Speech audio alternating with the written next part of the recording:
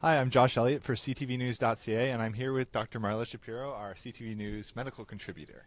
And we're going to go over flu season. Flu season is peaking, it's coming up, and we're going to go over some tips for staying healthy, getting healthy again, and avoiding passing on the flu.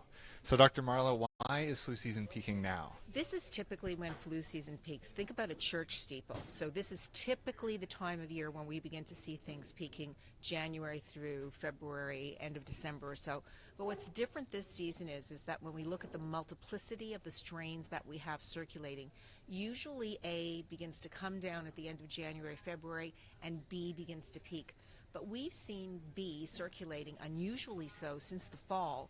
And if you look across the country, we're seeing a mixture of the type of strains that are causing diseases. For example, in the Yukon, it's almost exclusively B. In BC, about a third to almost a half is B. And then if you look around the rest of the country, it's a mix of maybe a third being B and the rest being A, H3N2, which is typically what we see. So the pool of viruses is a little bit different, and we're not sure if we're on the top of that steeple beginning to come down, or could we still be climbing? Right. And that A and B are the two main strains, right? Two main strains, but this B typically shouldn't be circulating as much as it's been circulating, and we worry about B particularly in the elderly. And true to form, what we're seeing is most of the hospitalizations, most of the deaths are in people over the age of 65, but we're seeing about 20% of cases in between like 15 to 30 and another 20% or so between 30 and 50. So nobody is immune. And now, cold weather obviously doesn't cause disease itself, but could it be contributing to that spread? Because we're having a very widespread cold snap right now in Canada. Yeah, it's hard to know, but this typically is our flu season, and typically the number of cases overall and the way in which it's peaking isn't unusual, but the mixture of the strains are, which begs that question, is the peak going to continue to rise as B seems to be so active?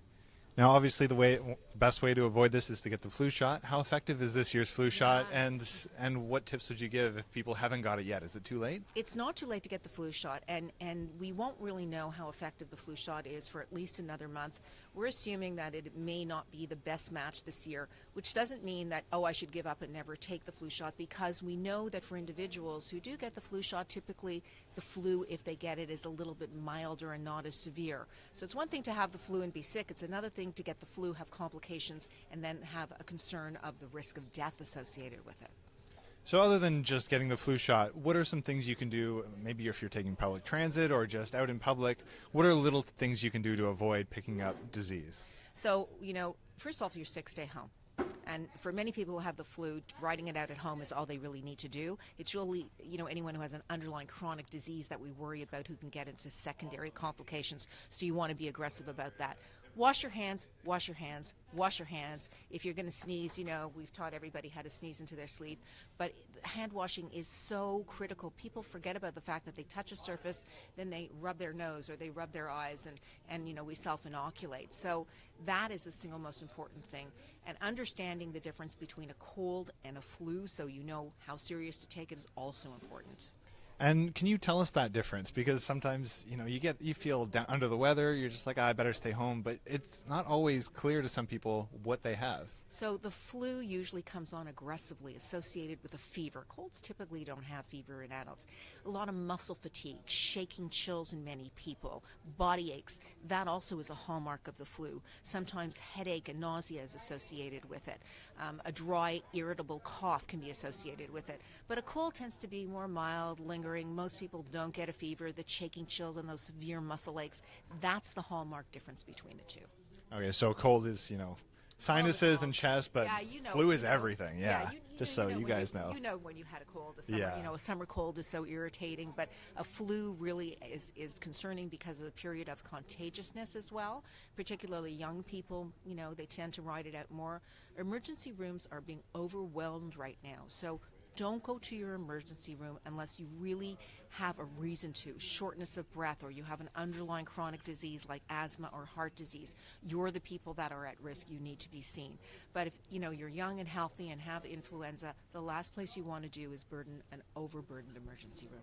Right. And now if you think you've had the flu, should you still get the flu shot? You know what? Absolutely, because as we see, there's circulating, strains. There's a difference between the AH3N2 and the B Yamagata that we're seeing right now. So it's not too late to get the flu shot. Not only do you help yourself, but the more people who are immunized, the more the entire community benefits from that immunization. And we never guarantee that the flu shot will keep you from getting the flu, but we tend to see that those who get vaccinated get less of an illness. We are seeing flu in vaccinated people. Not, we can't claim that we aren't, but typically those who are vaccinated don't get that severe illness associated with it. Yeah, and it's worth pointing out as well, like people are, the people who put together the flu vaccines are trying to guess what it's going to be. They don't know right away, right? The prediction is based on what we see in previous years in circulating. We try to do the best match that we can. And it's not always the best match. We saw in Australia, who precedes us in terms of the flu, they're now going into their summer, they're done their flu season, that it wasn't the greatest match. But that doesn't mean that we should be abandoning the flu vaccine, even though we're not quite sure what the efficacy is. The downside of taking the flu shot is extremely low. We don't see allergies. People do very well with the vaccine, and we do recommend that they get it. Now, with Australia, that was causing some concerning headlines. Is that something we should worry about here at all? Is there going to be, could that possibly transfer to Canada?